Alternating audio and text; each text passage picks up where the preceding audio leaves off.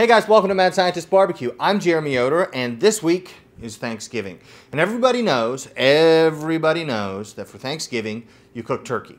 But a lot of times when you're cooking a whole turkey, you have part of it that gets done way before the other part, so the dark meat might be way overcooked, the breast might be undercooked, and a lot of times you kind of have a mess in trying to make a perfectly cooked whole turkey. But I have a new suggestion. We're gonna cook just turkey breasts. We're gonna do it the Texas barbecue way. And I think if you do it this way, you're gonna be a lot happier. Let's get our turkey breast. Oh, don't spill, don't spill, don't spill, don't spill. Haven't spilled. If you don't know, turkey breast is a very common barbecue item, especially in Texas, and the way they come is usually pre-brined and oftentimes frozen, not always. I'm not aware of anybody who's cooking turkey breasts that aren't brined already. I'm sure there are people out there who are doing it, but the people I know are using pre-brined turkey breasts. So what I did is I got the same kind of thing. It was 2 turkey breasts, it was 10 pounds, it was $50. So I would estimate you could cook for probably 20 people with this turkey breast. So you're looking about $2.50 per person to feed them the turkey breast. The benefit of doing turkey breast is that it's the same kind of meat. It's not white meat and dark meat and skin and fat and bones. It's very uniform in that sense. But also, because it cooks very quickly and you get a lean product, so for the people who are like, I only want white meat, they'll be satisfied. You can doctor it up with butter and stuff that we're gonna do later. So the people who like dark meat can still get a very rich and satisfying turkey experience. But these, after I thawed them, I soaked them in cold, clean water because I wanna draw out some of that salt, because it already has lots of salt from the brining process. And so if you don't soak it, then you really can't add any salt to the outside, or else the outside is gonna be way too salty. So what I do is I thaw it and then let it relax in cold water in the fridge overnight. And now I'm gonna use a rub on the outside with just a little bit of salt, but it's mainly for color. Then I'm gonna add black pepper for the appearance, and then we're gonna put it on the smoker. So let's get this thing prepped. It's gonna be pretty easy. So if you're looking for these in your local grocery store, what you want is boneless turkey breast, and you probably want it pre-brined, or you can brine it yourself. They make turkey brining kits, and they're in virtually every grocery store. This one, we have one breast here, and then we have the other breast, which is really a breast and a half, right here. Oh, this guy's huge. All right, boom. All right, now that is humongous. But I'm just gonna clean this up with a trimming knife. Then I'm gonna put a little bit of seasoned salt on the outside, just a little bit for color, and then some black pepper. Then it's gonna go on the smoker at 200 degrees and smoky. We're smoking with pecan wood. This is gonna be a tasty Thanksgiving. Also, if you want to do this and you're doing it for, say, meal prep or something like that, this is gonna be a lot better than dry chicken. So for me, as somebody who's trying to get healthy or be active, lose some weight as I should, this is a great option because I can cook 10 pounds of delicious meat that's very lean. So, another thing to consider. To trim this, I'm just gonna cut off any thin, small pieces that are kind of hanging on. I want them to be as uniform as possible. It's never gonna be completely uniform because it is a natural cut of meat. I'm not gonna pound them all to the same thickness, but I want relatively even because I don't want anything to burn. And to give you guys some perspective, this turkey breast probably weighs something like 3.5 pounds. This one is probably 6.5. So this one a lot bigger. But let me clean these up.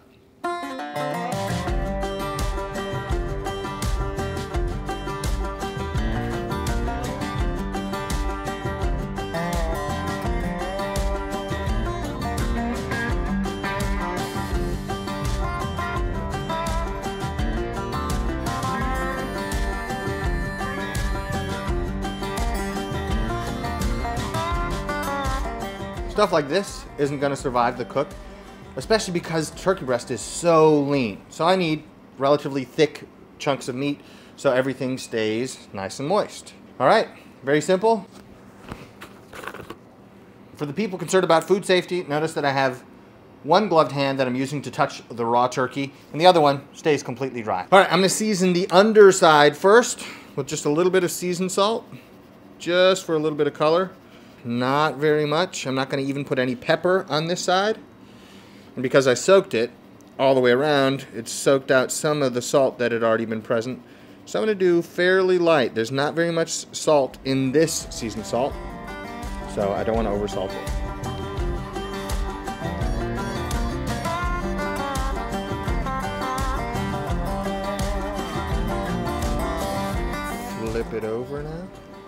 You guys can see all these little holes where they injected it with a solution of salt. But we're going to cook this until it's completely safe, so no worries.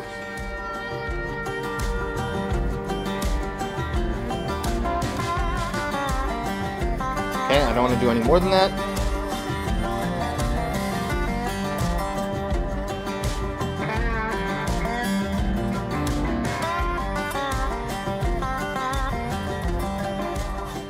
All right, you guys can use whatever barbecue rub you want. Just keep in mind that if you can't control the salt independently, you need to be careful about how much of that rub you add, because you're not going to be able to suck out all of the salt that's in the turkey breast by simply letting it sit in some cold water. So I think we've removed a little bit of the salt so that we can add a little bit of seasoned salt on the outside for the color. It's going on the solution at 200 degrees with pecan wood. We're going to have it nice and smoky. Let's put them on.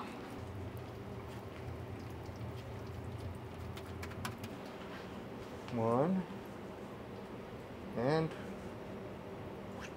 two. Shameless plug for the solution offset. It's my design, very proud of it.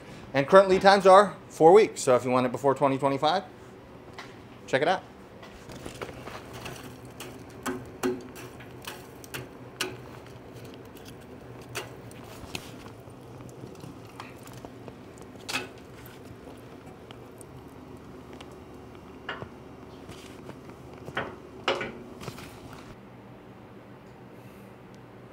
While we're waiting for that turkey to get nice and smoky, I want to tell you about one of my favorite sponsors, Jocko Fuel. Jocko Fuel is a family of sports nutrition products, whether it's their pre-workout or their protein powder, Jocko Hydrate, a hydration drink without any artificial colors or flavors, their pre-made protein drinks, or their Jocko Go when you need a little bit of a boost. Regardless, there's something for everyone. Like I mentioned earlier, I've been trying to exercise more, I've been trying to lose some weight, I've been trying to eat healthy, and Jocko Fuel has been an absolute godsend in ways that I didn't even anticipate. For instance, every morning now when I get up, I drink one of the Jocko Hydrate drinks. Absolutely phenomenal. It might be my very favorite thing. I think I was perpetually dehydrated, and drinking one of those every morning, I feel noticeably better. Also, I'm not really drinking coffee anymore because every morning I have one of these Jocko Go drinks. It's got a moderate amount of caffeine, but a lot of other great ingredients that are gonna help me do what I wanna do in terms of getting healthier, losing weight. Then we have Jocko Protein, which tastes delicious. And here's the amazing part about it. It is no added sugars, it's keto friendly, no artificial colors, no artificial sweeteners. All of the ingredients in here are things that I don't mind drinking at all. As a matter of fact, my daughter, who's 4, loves this stuff. It comes from grass-fed dairy, great flavor, great quality ingredients. Even the side of the box says hard work, clean fuel. That's their motto. If you guys don't know Jocko Fuel, you might know the founder, Jocko Willink. He is a break glass in case of war type of guy. He's a former Navy SEAL. He's a no BS guy. So you can be certain that everything you find in these ingredients is gonna be no BS. Whether it's the pre-workout, whether it's the protein powder, whether it's the pre-made protein drinks, the Hydrate, the Jocko Go, all of their products I am immensely pleased with. I've shared it with a number of people and they've all loved it. And right now, special Black Friday sale on Jocko Fuel. You get 30% off site-wide, that's a phenomenal discount there, and 40% off of subscription. So if there were ever a time to try this out, I know that probably the day after Thanksgiving, you guys are gonna be like me thinking, why did I eat so much? I can barely move. You might be thinking, how can I feel better and get healthier in the coming year? I highly recommend Jocko Fuel. Check it out. I know you're not gonna regret trying it. It is phenomenal stuff. It's been a little bit over an hour. The pit's been between 200 and 225 and nice and smoky, but always with an open flame in the firebox. Let's take a look. Yeah, there we go. This dark color is exactly what I want. I don't want the outside to dry out, but I want this pepper to set, and I want a deep, dark, kind of orangish color on the turkey, and both of these have that. So I'm cooking these to color before I wrap rather than temperature, but if you want to know the temp, it's usually around 120. Let's check this out. In this case, it's 109. So we're going to wrap these up. Let's talk about that. To wrap these turkey breasts up, we keep it pretty simple. So we're going to use some butter. You can use unsalted butter if you want. I always prefer to use grass-fed butter. To me, grass-fed steaks, keep them. Not interested, don't like them. Grass-fed dairy, that's exactly what I'm looking for. I just think it tastes better. But use whatever butter you want. You may want to consider using unsalted butter, especially if you don't soak the turkey breast in clean water. If you just take it directly out of the package and start cooking, you may want to go unsalted just so that there's not too much salt. In addition to the butter, I'm going to add some honey. A lot of people like hot honey. So here's some examples. This one is Nate's hot honey. This one is good. I think there's Mike's hot honey that's really popular. It might not be Mike's, I don't know. This is another one somebody sent to me. It is smoked scorpion hot honey. This has got a kick to it. It's really nice. Or if you don't want any heat at all, just do some regular old honey plus butter. It's going to taste absolutely incredible. Let's get these wrapped up. The way I do it is I put the presentation side on the top, and then on top of that, I put butter, and then on top of that, I spray on some, well, I don't really spray on. I dispense honey to the top of that, wrap it all up, put it back inside, and take it to the final temperature that we'll discuss in 1 second. So I'm going to do each of these. You don't have to use a ton of butter, but I'd use maybe a stick's worth of butter on each one. You can use more if you want to. With the honey, I just kind of do a light drizzle over the top. I don't try to make the whole thing some honey sticky mess, but just a little honey to provide some sweetness. Let's get them wrapped. Testing out this grass-fed butter from Costco because they didn't have Kerrygold. I always go Kerrygold, but this one was also grass-fed. We'll let you know. Looks good. Looks darker, but not as dark as Kerrygold. So we have basically a stick of butter. We'll put that there. And on this guy, let's use a little bit of hot honey.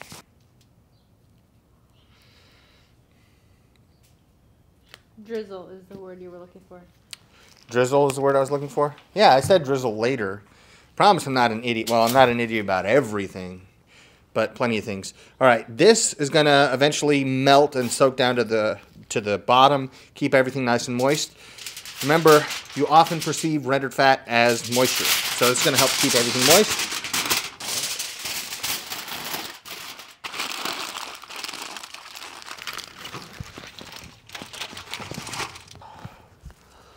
Look at this guy. It's going to be so good when we're done. Oh, beautiful. Should we go 2 sticks of butter on that guy? Okay, we're going nuts. We're going 2 sticks of butter. It's Thanksgiving. Pull out all the stops. I've done this with chicken in the past just because the turkey breasts are a lot harder to find than chicken breasts. I've done it where I cook a whole bunch in a pan and I just use an obscene amount of butter.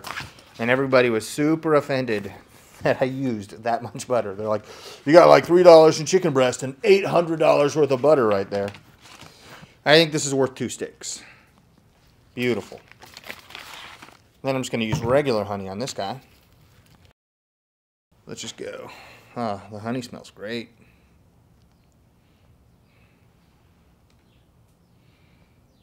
Honey butter, of course it's going to be good.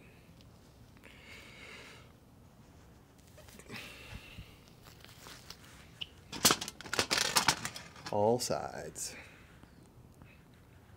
All right, that may be too much, but it's a big turkey breast. All right.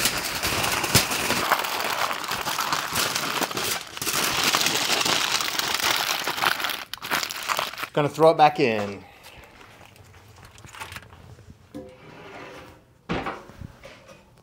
Now that they're wrapped, I have changed the airflow, so a lot of airflow going through. I want a lot of convection because the meat is already protected, and now I just want BTUs to get transferred and raise that internal temp. The other important thing is final internal temperature. A lot of places will cook turkey breast to say 145 and then hold it hot so that it becomes safe. There are 2 things that are extremely important when you're talking about food safety with cooking meats to doneness: time and temperature. So if we took this to 165 degrees, everything would die basically instantly. But for me, I like to take it to 155. More than that, I think it begins to dry out. Less than that, I don't like the texture. So if you cook it to 145, I think the texture is kind of rubbery, kind of tastes like deli meat. I'm really not into it. But what I would encourage you to do, in the description below, I'm going to include a link to the time and temperature charts from the government so you can make these decisions for yourself. I'm not advocating that any of you undercook any of your food. I'm just saying I'm going to cook mine less than what's recommended because about a minute at 155 degrees will be equally safe to a second at 165 that would be normal doneness. So we'll check back in probably 30 minutes, and then hopefully we've hit that temp of 155 and we're done. All right, guys, it is showtime. One turkey breast has already been pulled. The big one is still on. It's just finishing up right now. The temp I'm looking for is 155. And like I said, I'm going to include that chart in the description below. So don't take my word for it. Consult the chart and make the right decision for you. So for me, 1 minute at 155 is plenty good and gives me exactly the texture and the juiciness that I'm after. A lot of people prefer lower temps. Some people might want to be even safer, like if you're immunocompromised or elderly or for small children, and take it up to a higher temperature to be absolutely certain it's safe. For me, I'm totally confident with 155. Let's check and see what it is. Toasty. Let's see. Oh! You gotta be kidding me. Well, it needs 1 minute at 155. All right. I'm gonna wait 2 minutes here.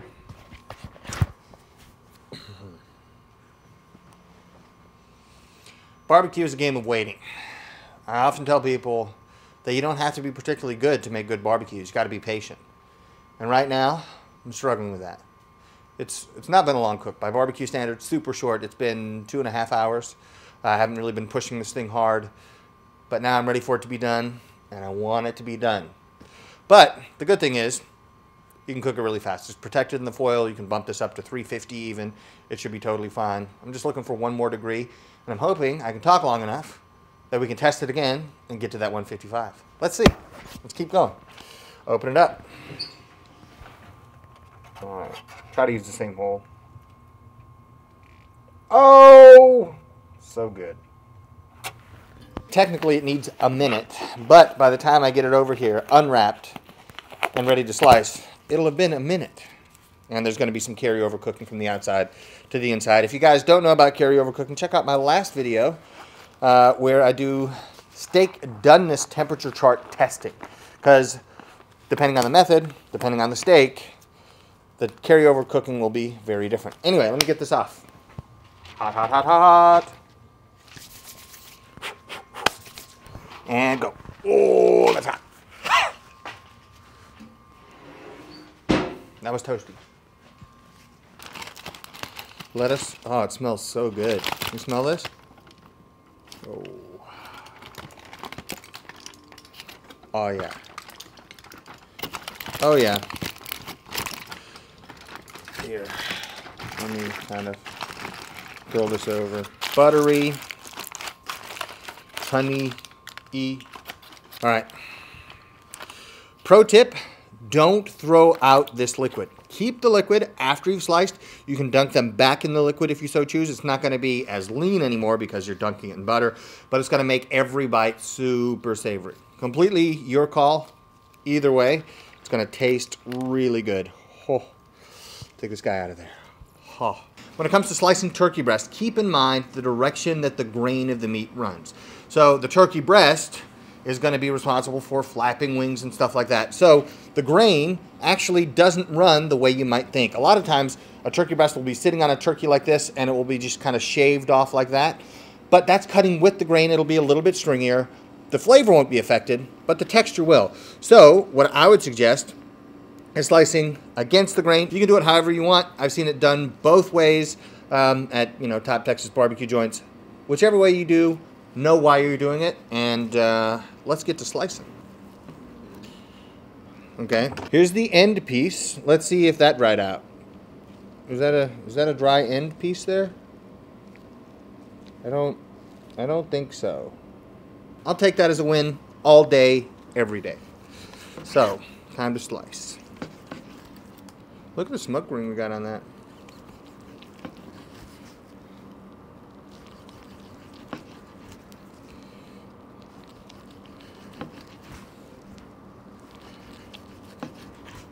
Do 2 more slices.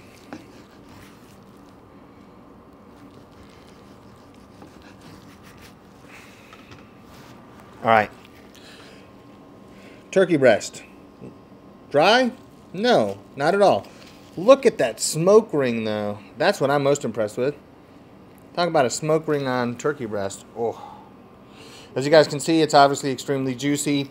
I love the color we were able to get on the outside. As you guys can see, even though I sliced these, it's not dry. If you want even more richness, you can dunk it in the butter. So you dunk it in here, you're like, oh yeah, look at that, absolutely. Here you go, Grandma. This isn't bad for your cholesterol. It's lean turkey breast. Or whatever. You can. Don't mislead your grandparents, okay? It's not what I'm suggesting. But as you guys can see, the simplest method in the whole world. The trimming is crazy easy. You don't even have to trim it. You cook it gently till you get the color that you want, nice and smoky. Then you wrap it in foil with butter and honey if you want to. And then you cook until it reaches 155. That easy. Or whatever the safe temperature is where you live. It smells so good. Last thing to do is taste it. It's one of the better turkey breasts I've ever eaten in my life. Yeah. Phenomenal flavor. Here's the thing. The pre-brining keeps lots of moisture in there. The butter retains that moisture. The smoke adds flavor. And you kind of get the best of both worlds. You get great turkey flavor, great smoke flavor. You definitely have salt penetrating all the way through. And it couldn't be any easier. Do whatever you want. This is a method that I found that I like the best. And I think the people to whom I serve the food like it better too. So, last thing. Erica, you want to taste it? My wife has informed me that dunking it into the butter and honey mixture makes it taste like Thanksgiving. So, interesting to know. If you guys enjoyed the video, hit the like button down below. And don't forget to subscribe to the channel. That helps me out. You can also follow me on Instagram, Facebook, Twitter, everywhere at Mad Scientist Barbecue. Also, don't forget about Patreon. Do a lot of interacting with people there. Thank you guys for watching. I hope you have a happy Thanksgiving. I'll see you next time.